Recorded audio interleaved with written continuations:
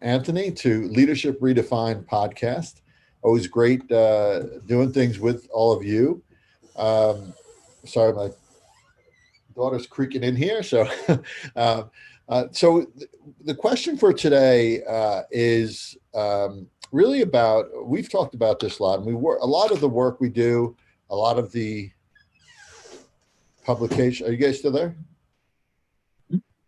Yep, sorry, I dropped off. A lot of the work we do, we actually are writing a book around this that's coming out in December called The Collective Mindset. We talk about sustainable change and the challenges around sustainable change in education. And we're in a unique space, all of us. We have vast amount of experience in K-12, in higher education, as well as entrepreneurship and business and connecting to the corporate space and those areas. So we're in a unique position. I think have a unique view on this in particular because we could see change at multiple levels through multiple organizations, institutions, etc. So I think I'll leave it to you guys to feed off of that prompt. But thoughts on like why is it such a challenge? It's easy to go to negative, but there also are positives, which we've really figured out a really nice solution to get through this. But thoughts on the challenges of sustainable, change in education today? Well, is the word change? I just thought of this. Is the word actually change, or is it about transformation? Transformation, in my mind, implies a wider set of dispositions and skills than simply changing from textbook X to textbook Y. If we're talking about change, we're talking about a change in practices, a change in our dispositions towards the organization, towards the students whom we work with, and the community that we serve. Where transformation talks about a new way to realize, and for that new way to realize needs to be connected with a collective. Come back to that collective word again. We're going to talk more about up the road. A collective mindset that's disposed towards a new kind of worth sense. When I look at that too, you use the word transformation. I tend to look at it from the two words of evolutionary and revolutionary, and there's very little revolutionary, I think, until this recent pandemic. But I always think about how much educational research there has been and is, how many books there are written, how many policymakers, centered around this one concept of reform and making school and education better. Yet, why are we where we are now? And, I think I don't want to be cynical because I think you're right, Al, talking about being negative. I don't want to be cynical, but it reminds me of something that happened to me when I was a student in New York City high school. And my desk was one of these wooden desks that were screwed to the floor in rows. And the desk lifted up, we put your books underneath, and then the desk had a hole, which for a long time I couldn't figure out why there was a hole, and that was where the inkwell went. So move forward, I ended up working in the school I graduated from and teaching in those rooms with those desks that were nailed to the floor. So I remember taking a trip to the Smithsonian Institute, and they had an exhibit on the schools in the 1800s. And there it was, the wooden desk nailed to the floor. So, 100 years before I was teaching, we were still using the same desks. Now I think things have changed and have gotten better, but that's slow progress. That's evolutionary change. And I think, the question you're asking out, it's like the Gordian knot. Why haven't we moved further forward on our thinking in terms of teaching and learning? I think there are pockets of changes, but on a grand scale, we haven't seen it. And I think the question is whether this pandemic will lead to it. We had a guest on earlier on the Education Fix, Doug Thompson, who mentioned the bottom line about change is, people don't like it. They like being comfortable. It's just human nature to be comfortable and to not want to shake things up. And the pandemic really forced change, right? I mean, I think anybody who said that we don't have, or education as an institution, as an organization, doesn't have the capacity for change was essentially proven wrong with COVID, right? Right. Everybody who said it couldn't be done quickly was proven wrong. They had to change, so they did change. Education had to change. So I think it's the mindset, the changing that mindset to this one of it change being essential to what I think it is or has been until COVID, and will probably revert back to. Sadly, is changes is not a must have. Change is a it'd be nice to have change, but it's not a must have change, right? Now, there's, Which goes back to what Rich was saying before. What do we mean by change? Right. Yeah. Is it a relative term? the other piece too, I remember when I was for my first year of teaching. By the way, I can't cite the specific research, but I do know there's research that demonstrates that teachers teach the way they were taught, Mhm. which is one of the reasons why we perpetuate the same kind of mediocrity that most of us have endured over our own teaching careers. And Well, Rich, and leaders lead the way they're taught too. oh yeah. So I remember the very first observation back before any of you were born, and I was thinking I was some kind of John Dewey. I remember my principal came in and I was basically teaching straight out of the text and asking inane questions from a seventh grade social studies textbook. At the end of the 40 minutes, I thought I had nailed it. I was so proud of myself. And the principal said to me, what do you think? I said, yeah, I thought it worked really well. He says, well, how do you know that it worked well? I said, well, the kids were raising their hands and they were smiling. That was my answer. And he said, well, that might be, part of it. But, basically you were just telling people what they needed to do to think. Now, in truth, I'm just talking about Bernardo here. He scared the living devil out of me because I know he was actually very dissatisfied with the quality of what I had done. And on the spot, I changed because I wanted to keep that job. And that's as mundane as I can possibly be. I was scared out of my socks that he was going to knock me off tomorrow because of one lesson. And he said to me, Richie, he says, kids learn best when they get involved with their learning, don't you think? And the light went on in my head. And I said, okay, I get that.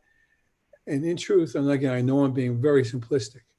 My worth sense about what a good lesson was changed. And unless people internalize what their worth sense is, what they think is a good lesson, or what they think that constitutes an interactive, engaged building to engage students and learners in the communities to value a change. The change is just old wine in new bottles. And even the COVID crisis, in a sense, was a decision event, a decision experience that, for one reason or another, and they have to go through there'd be a great dissertation in this. He smiled to figure out what internal changes teachers adopted or didn't adopt in order for them to survive over the last 6 months as any kind of effective teacher or any kind of effective school may have been. So forgive me, I'm not talking too much, but I'll stop right after this. The worth sense is what gave, when people identify their worth sense, however it occurs to them internally or as a group, then they're going to transform because now they have a different way to realize from what they originally were realizing. Well, I mean, if you look at education as a whole and the naysayers for change, and I know change is tough to really define, like what is change and what constitutes change. But if no one has the same definition. No one has the same definition, exactly. But I think it's those dispositions, the mindset that we talk about, and a majority, I would say, of educators want to stay in that comfort zone, and they'll say, "Why do we have to change? What we're doing is just fine, right?" So, why do we have to change? I'll ask that to you guys. Why should we change? Why shouldn't we just stay with the desks bolted to the floor as they were in the 1800s? Like, why do we have to change? I think it's an important question to address. I mean, Anthony, we'll start with you.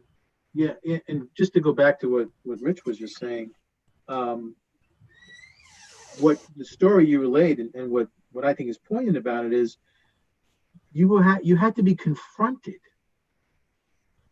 as to what you were doing Yeah. and forced to question the value of what you're doing Mhm. from not just from you as the efficacy of you as a teacher, but the value that it had for your students.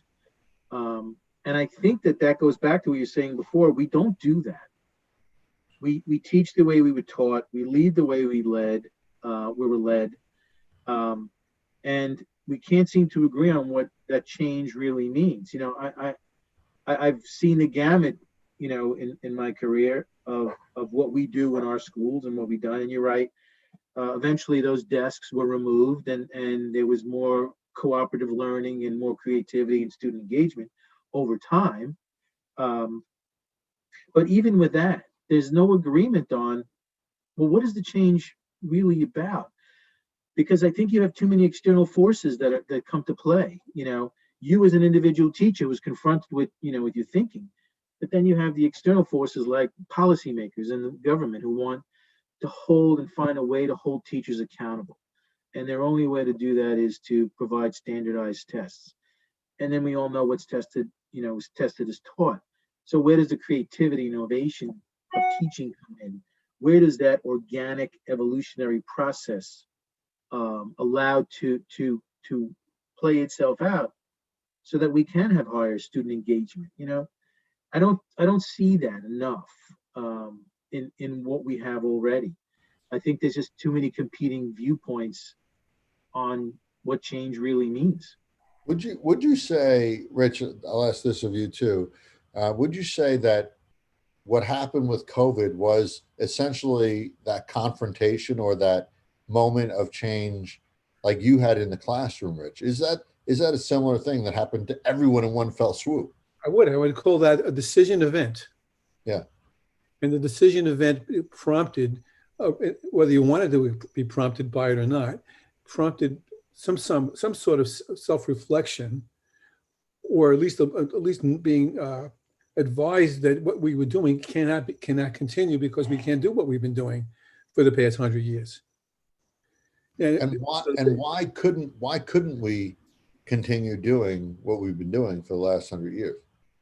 well, because you couldn't do the talking head, but you could do the talking head. You still, not as a lot of teachers obviously did in the beginning of this, and you can only hope that the organization leadership and the exchange among the faculties was that they began to co-construct some new strategies that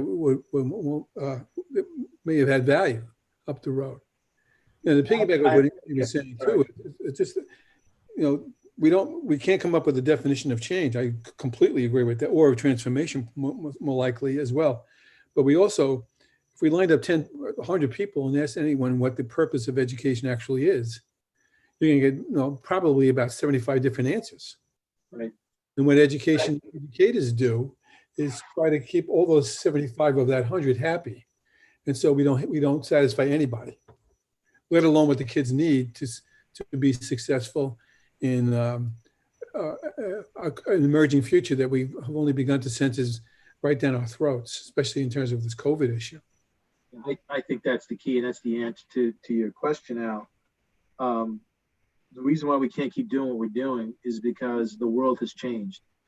And the reality is that what our children need to know and be able to do in this changing world is a disconnect between what we're doing in class, what we're teaching, how we're teaching, and what they need. And that's not my idea. I mean, that's the likes of a Yang Zhao or a Thomas Friedman with The World is Flat, or a Tony Wagner with the Global Achievement Gap, and these writers and theorists, they sound the alarm, and the alarm is something's got to give because we're getting left behind. Mhm. We're not able to produce the kind of people, citizens, children, workers that are necessary in this very changing world. And not to mention the fact that the equity issue uh, is the elephant in the room too with what we're talking about. Good point. So yeah, and that messaging that there must be change because we need to keep up with the world and we need to provide an education that's relevant for our children. That message has to not only be clear enough for all educators and leaders, uh, but they have to again change their mindset to believe and embrace and then take action on it, right? So there's these steps for change that it takes a lot just to get inroads, right? Just to make people aware, and then once they're aware, hey, what steps do we have to take, and then actually taking those steps.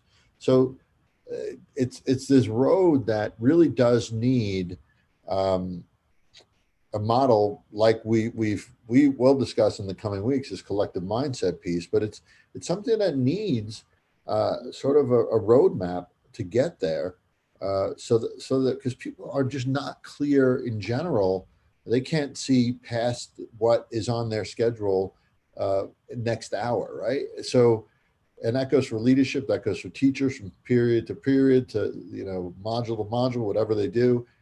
It's just something that needs almost hand holding, uh, like was done in COVID, because it forced collaboration, it forced conversations, it forced everybody to work together collectively in order to get this short term change, which could be long term, we don't know, right?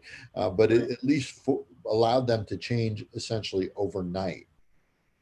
So it's just something that needs guidance, a lot of guidance.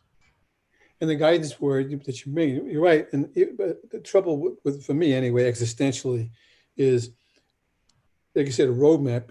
Yeah, a roadmap for me implies I go from um, point X to point Y straight ahead. But the trouble with that metaphor to some extent is that there are many ways to get to the top of the mountain. I mean, let me use a mountain instead of a destination that's flat on the western plains of Colorado. I want to get to the top of the mountain. There's many ways around the mountain, but there's certain characteristics of how to get around that mountain that have to be identified and gelled. And so any mindset that we talk about, it's dangerous to say, well, first you do X and then you do Y and then you do Z. It doesn't work that way. They happen of themselves. Here comes a verb, I've been using an adverb I've been using a lot lately. It has to happen organically, but in a certain kind of uh, guided way to have it happen. And I think the key to that, whether it's a collective mindset or anything else, is that it's not an easy process. Mm. It's not a panacea. That it's hard work, which requires people to really look at their underlying beliefs and values about teaching, learning, the educational system, and it has to be hard. Anyone who's trying to sell an easy fix, is like a snake oil salesman. And I think you when you talk about changing culture, you're talking about a long, arduous, difficult process that you're right needs guidance. And it's organic in nature. I mean, the folks that we've worked to on that truly want change, there are a lot of variables that go into this. There are a lot of adjustments and changes, even as those who have helped guide leaders and organizations and school districts toward a vision or a goal that they have. It has to be very much organic in nature. We work with a few districts, and one of these districts are going through a transition period working with us, but then COVID hits and it completely changes what we're talking about, how we approach change, sustainable change, how we approach collaboration, communication amongst the group, amongst us, amongst the leaders we're working with, and how they're communicating, collaborating with the parents, the community, their students. So change, like, even if you have a model in place, and that's why we do think the collective mindset is a great model, if we must say so ourselves, right? Because of the ability to adapt. So any model or roadmap that you subscribe to has to have an organic aspect to it that can flex and change, because I think it's a key component to change. You can't just have one straightforward approach without considering that the road is going to be windy. It's not going to be straight, right? Agreed. Absolutely. So in the coming podcast, we're going to get a little bit more into the collective mindset. Our book is coming out in December, late December, January-ish. And this is not by any means going to be just a pitch for the book or anything of that nature. It really is something, it's a process that we believe in, but we also would love feedback on as we talk through this process and showcase this collective mindset and what it takes for a continuous growth and innovation and change in the educational space. So we're looking forward to that. And any closing thoughts, Rich or Anthony? Anthony? No, no. Go ahead, Rich. No, I'm just looking forward to really our exploring this, because there's so many levels and so many wrinkles associated with this. And I think both of you said what I'm about to say. One size does not fit all. Right. You need to do is go to District X and play this chord, and go to District Y and play that chord. But the collective of it sums to, S-U-M-S, sums to an approach that involves everyone finding a new way to realize. Well said. Anthony?